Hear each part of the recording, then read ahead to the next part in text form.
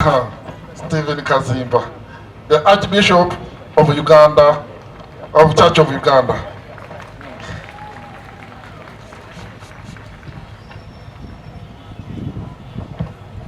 Let us pray. Katusabe. Come and speak to us this day. Jangu oyogere gye tuli ayi Mukama.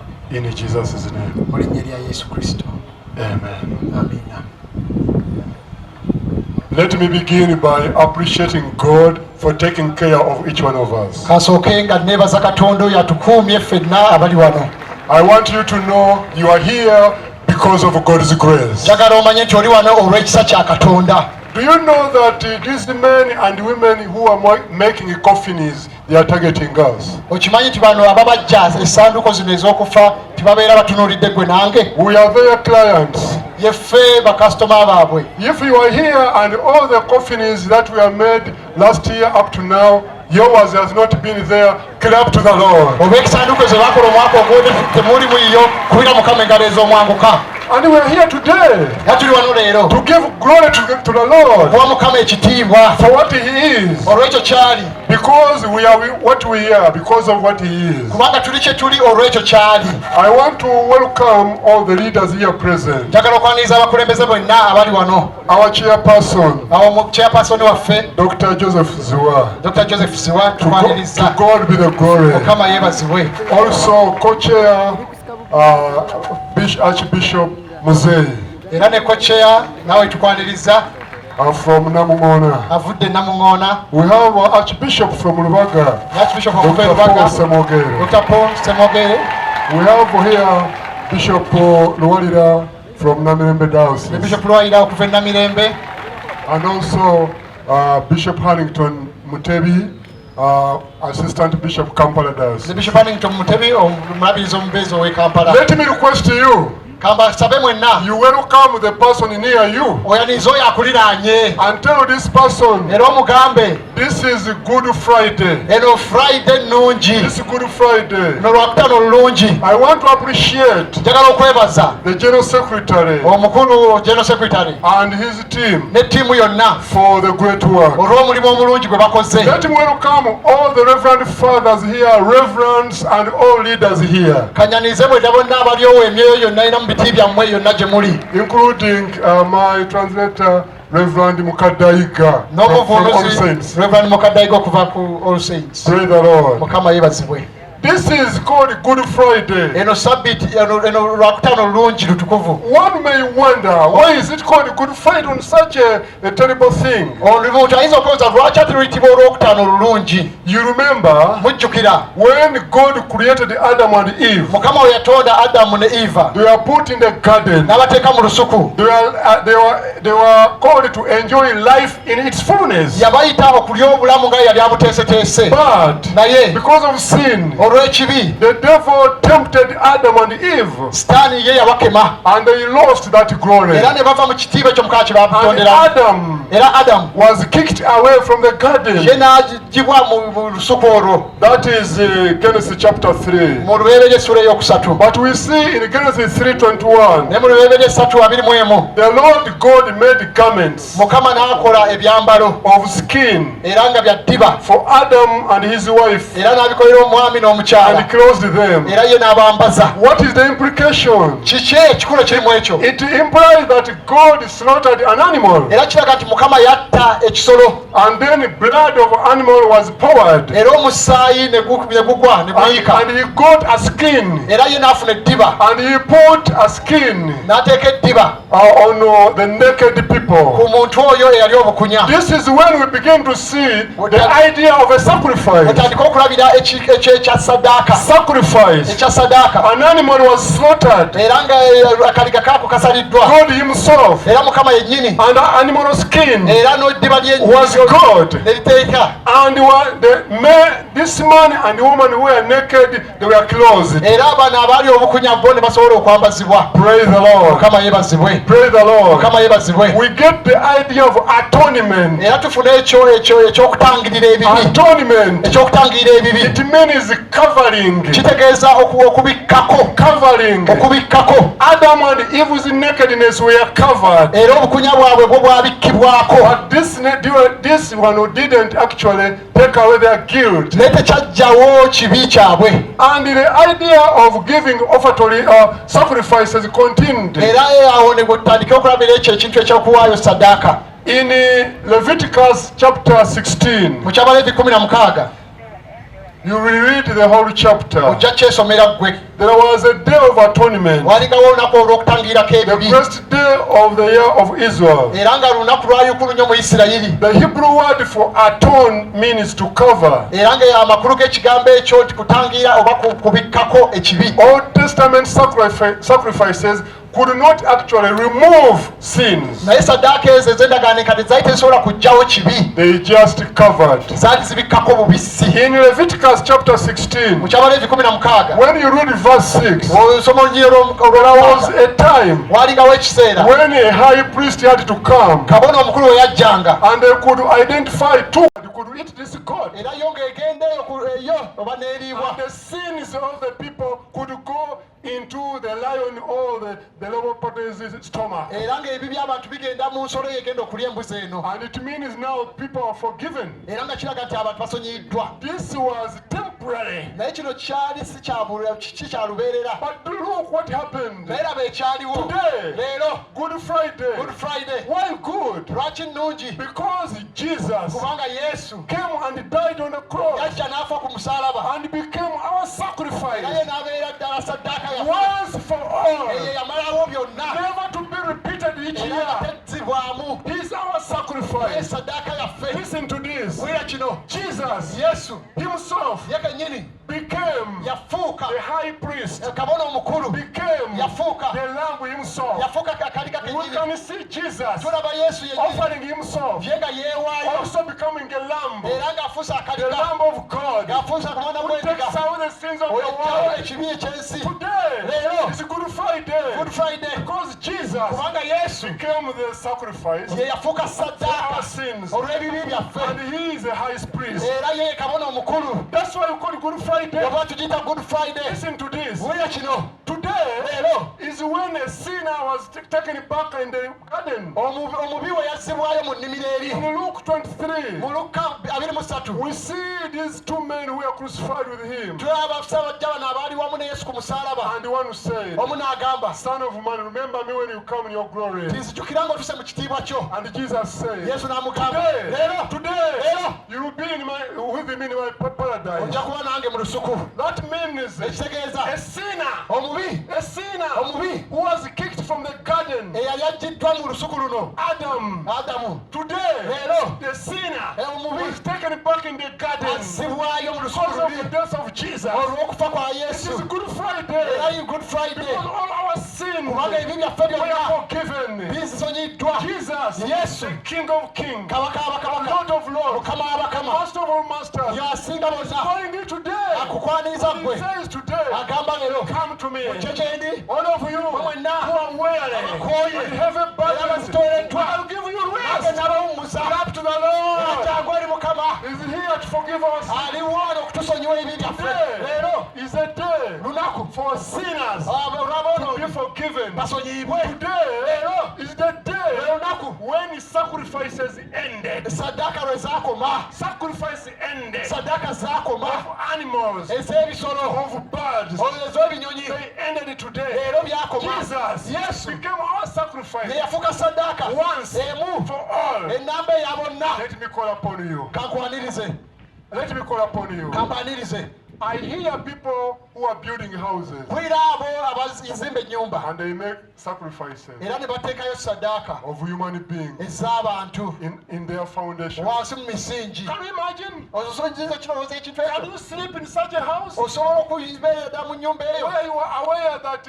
somebody's head was buried down there? ng'okimanyi nti waliwo omutwe ogwaziikwa wansi. How can you sleep in that house? osobola otya okubeera mu nnyumba eyo bw'etyo. Let me call upon you. njagala bbaaniriza To mwenna remember, ojjukire sacrifice was made ti saddaaka no more sacrifice. yesu se yawayo sadaka tewali sadaka He is ndala our ye sacrifice. sadaka When yaffe you are building a house, bw'obeera ng'ozimba ennyumba just call your minister yita buyisi kabona to pray for the house akyasabira ennyumba eyo so that it is covered with the blood of Jesus. era omusaayi gwa yesu gubeere nayo You when you are building a factory, era obanga oyizimba you factory don't need to sacrifice children. teweetaaga kusaddaaka It baana was done. kubanga It kyakolebwa was finished. kyaggwa Sometimes people even sacrifice. olumu abantu basaddaaka They sacrifice in a foundation ne basaddakira and at the roof. omusingi ne basaddakira n'akasolya Sometimes they bring chickens. olumu baleeta nkoko Others they bring goats. abamu baleeta mbuzi I remember when they were building our church in Mitiana, baali bazimba kanisa emitiyana the builder said, "Now, Bishop, can't you give us a goat so that because now we are roofing it, bwaba bambuza nti tuweeyo embuzi kubanga tugenda kuteekako akasolya so that sereka we are safe." tubeere bulungi I told them, ne mbagamba if you want a goat to eat, I will give it to you. oba mwagala mbuzi yakulya ngenda gibawa But that will be after the roofing is done. naye ekyo tugenda kikola nga tumaze okuteekako akasolya Because the sacrifice was done already. kubanga saddaaka yaweebwayo mulundi gumu Let me tell you this. kambabulire mmwe These big houses you are seeing, ennyumba zinenene ze mulaba some of them, ezimu underneath their heads of people. wansi gyeri emitwe gy'abantu Some children were sacrificed. abaana basaddakibwa mu busingi I omwo want to pray. njagala kusaba I want to pray njagala kusaba that as we remember the death of Jesus, tujjukira okufa kwa yesu sacrificing children should stop. okusaddaaka abaana kirina okukoma Killing people should stop. okutta abantu kirina okukoma Killing people should stop. okutta abantu kirina okukoma Because Jesus did it all for kubanga us. yesu yakikola omulundi gumu And we are forgiven. era n'atusonyiwa The one who was wounded. oyo eyateekebwako ebiwundu The one who was wounded. oyo yabetentebwa He is our healer. era yatuwonya He's called ayitibwa a wounded healer. oyo atuwonya His hands era mu emikono were gye pierced. era gyo So that we are healed. era gwe osobola okuwonyezebwa leero Today is a day olunaku of meeting the wounded healer. okusinkana oyo yateekebwako ebisago gwonyezebwe His name is Jesus, ye yesu kristo who heals our oyo diseases, yatuwonya endwadde zonna set us free, oyo yatulokola who makes the impossible possible. oyo afuula ebyo ebizibu okubeera It ebyangu is Good Friday good friday because kubanga God loved the world so much. mukama yagala ensi nnyo And He bw'ati sent His only begotten Son, n'atuwa omwana we omu so yekka that whoever believes in Him buli yenna amukkiriza will not perish, aleme okubula but will have everlasting naye life. abeere n'obulamu obutaggwaawo It is great love, era kwagala kunene excessive love, kwagala kwa muwendo extreme love, kwagala kwa muyiika extraordinary love, kwagala si kwa bulijjo extravagant love, kwagala kusukkiridde extensive love, kwagala kusukkulumye expensive love, kwagala kwa muwendo mungi love beyond human understanding, kwagala okusukkulumye ku ntegera y'abantu excessive, kwagala kwa muwendo extreme, kwagala kugenze buzima extravagant, kwagala kwa muyiika extraordinary, kwagala si kwa bulijjo extensive, kwagala kulwavu nnyo expensive. kwagala kwa muwendo The mungi love of Jesus kwagala kwa yesu revealed to us. kwaleeta gye tuli Praise the Lord. kama yebazibwe That's why we call it a Good Friday. kyova tukiyita good Tell friday your neighbor, gamba oyo akuli it nange is Good Friday. good friday Because a sinner was taken back to kubanga paradise. omubi yazzibwayo mu It nnimiro is Good Friday. era lwakutano lulungi Because sacrifices ended. kubanga saddaaka zaggwa It is called Good Friday. lwakutano lulungi Because our salvation was bought with blood. kubanga obulokozi bwaffe bwagulibwa na It's musaayi called Good Friday. kuyitibwa lwakutano lulungi Because we are assured of God's love, kubanga tutegeera ddala okwagala kwa katonda which is a free gift. era nga kirabo kya buwa And today, leero we are here to celebrate tuzze wano okujaguza what God did for us mukama kye yatukolera by sending us Jesus Christ. ng'atutumira yesu Can you imagine osobola okukirowoozaako getting goats every year, nga buli mwaka weetaaga embuzi and then you need sheep era nga weetaaga endiga every year? buli mwaka For us in our family, we are so many. era ffe tuli bangi ewaffe Can you imagine the people you are keeping in your house? lowooza abantu abali mu nnyumba yo Those are the good number of goats you could get today. zezo embuzi ze wali weetaaga buli mwaka And that one was not enough. naye kyali tekimala You also need sheep. wali weetaaga n'endiga That was not enough. ekyali tekimala You need some birds. wali weetaaga n'ebinyonyi Bukamukukulu, the pigeons all these ones. ebyo byonna Can you imagine? olowooza kino But Jesus- olwekyo yesu kyakola That's from all that. kyeyatulokolamu So that we are set free. tusobole okununulibwa So that we are set free. tusobole okununulibwa Our salvation was bought with the blood. okulokolebwa kwaffe kwali kwa muwendo That is why era kyova olaba The message is, obubaka bwe buno he's calling us to do good atwaniriza okukola obulungi because he did good to us. kubanga yakola bulungi gye tuli. He's calling us Atuyita to seek justice twogere ku bwenkanya because he was good to us. kubanga yali mwekanya gye tuli. In Micah chapter 6, Mayika essula y'omukaaga verse 8, olunyi olw'omunaana he says, agamba I am calling you mbaaniriza to have love, era mwe mube n'okwagala mercy, mube and n'okusaasira walk humbly with God. era mutambule mu bwetwaze ne Mukama. Not this sacrifice of animals. Si kuwaayo sadaka zino za bintu bino. Justice, Naye ayagala bwenkanya, love, kwagala, humility, kwewombeeka and helping the needy. era n'okuyamba abo abali mu bwetaavu. That's what we heard from the gospel. Ekyo twawulidde mu njiri eyasomeddwa. Listen to these words. Wulira ebigambo bino. One may be wondering Omuntu omu ayinza okwewuunya, how you can help Jesus. oyamba otya Yesu?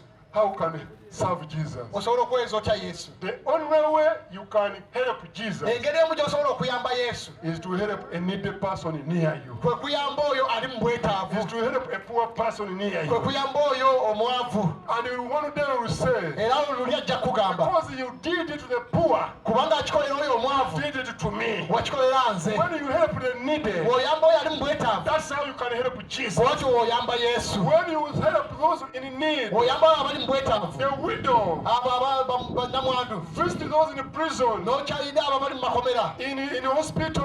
n'okyayira abalwadde mu That's malwaliro, how you help Jesus. bw'otyo w'okolera Yesu. Listen to this word Wulira ebigambo bino. from Mark Twain.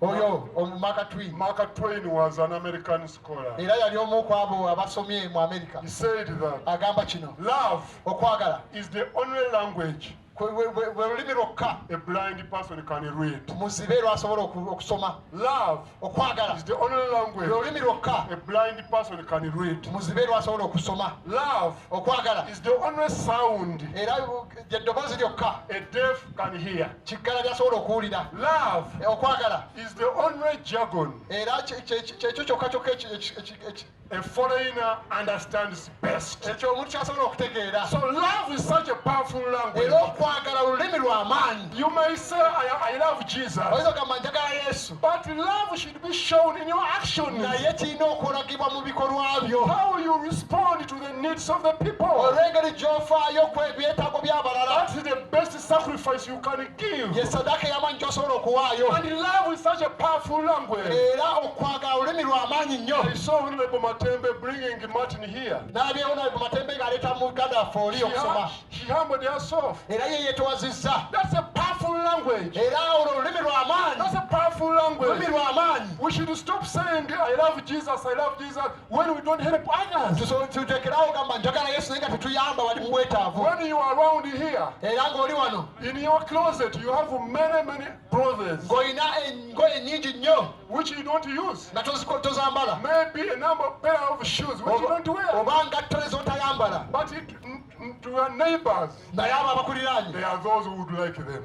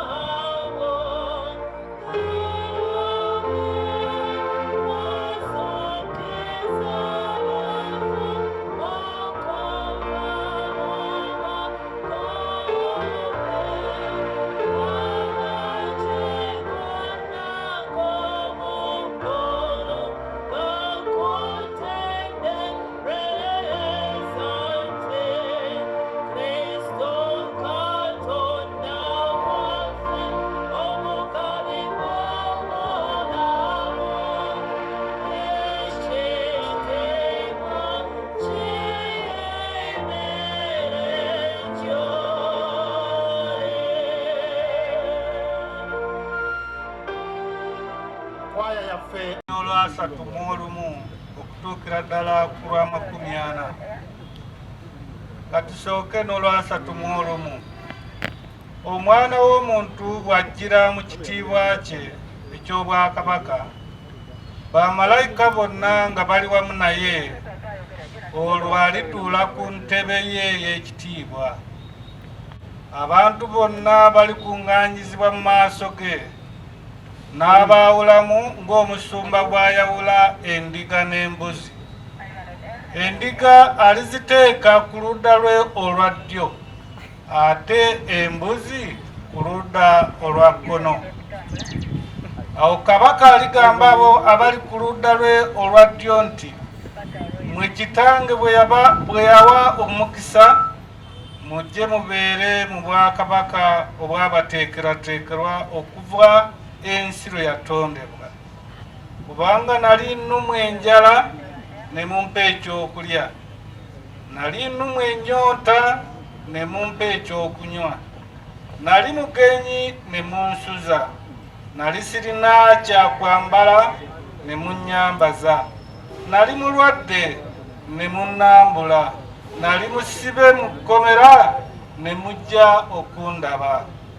Awo abatuukirivu balimuddamu nti, Mukama waffe, twakulaba ddi ng'olumwa enjala ne tukuwa ekyokulya, ng'olumwa ennyonta ne tukuwa ekyokunywa, era twakulaba ddi ng'oli mugenyi ne tukusuza, obanga tolina kyakwambala ne tukwambaza, era twakulaba ddi ng'oli mulwadde kubanga oli mu kkomera ne tukutambulira oba ne tukutambula. Kabaka alibaddamu nti, mazima mbagamba nti buli lwe mwakikolera omu ku baganda bange abo abato mwakikolera nze. Y'enkomerero y'engeri yaffe. Mukama mulungi.